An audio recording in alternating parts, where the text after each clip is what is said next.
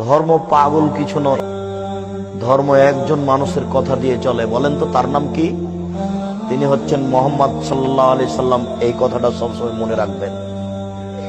আমি আপনাকে হানাফি, শাফি, মালিকি হতে নিষেধ করিনি। আপনি হন, হানাফি হয়ে থাকেন, মালিকি হয়ে থাকেন, হাম্বলি হয়ে থাকেন, আপনাকে আমি নিষেধ করিনি। কিন্তু বিচারের মাঠে যখন আপনি বলবেন আমার ইমাম আবু হানিফা রাহিমাহুল্লাহ, তখন যদি উনি বলেন না না না না আমি কাউকে এই কথা বলিনি, আমাকে মেনে চলো এই কথা আমি কাউকে বলিনি, যদি এরকম বলেন তাহলে কি হবে?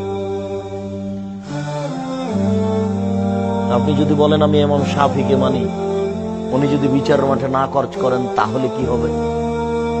এই জন্য পৃথিবীতে একজন মানুষকে মাথায় রাখবেন, যার নাম মুহাম্মদ সাল্লাল্লাহু আলাইহি সাল্লাম। লাভ হোক আর লস হোক, বেশি কিছু করার দরকার নেই।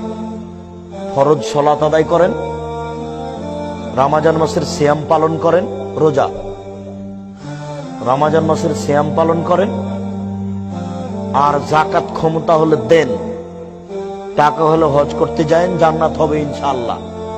একটা লোক আল্লাহ রাসূলের কাছে এসে বলছেন তুল্লানি আমালেন ইলা আমিলতু দাখালতুল জান্নাতা। আল্লাহ রাসূল আমাকে একটা আমলের কথা বলেন তো আল্লাহ রাসূল, যে আমল করে আমি জান্নাতে চলে যাব, এই একটা আমলের কথা বলেন।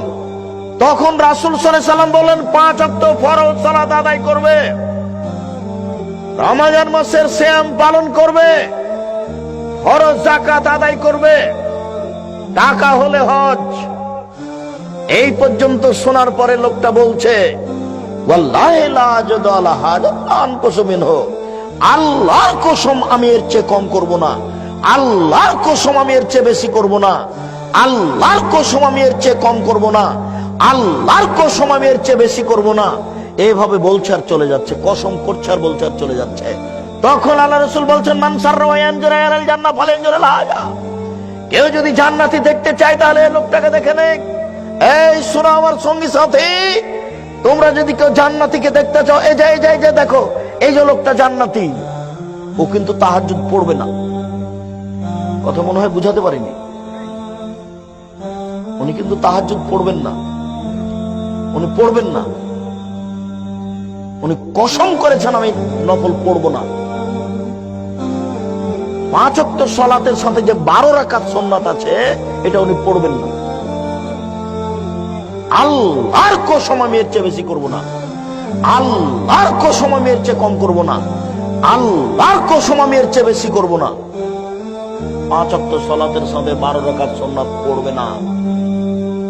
আল্লাহ রাসূল বললেন যে ও জান্নাতি।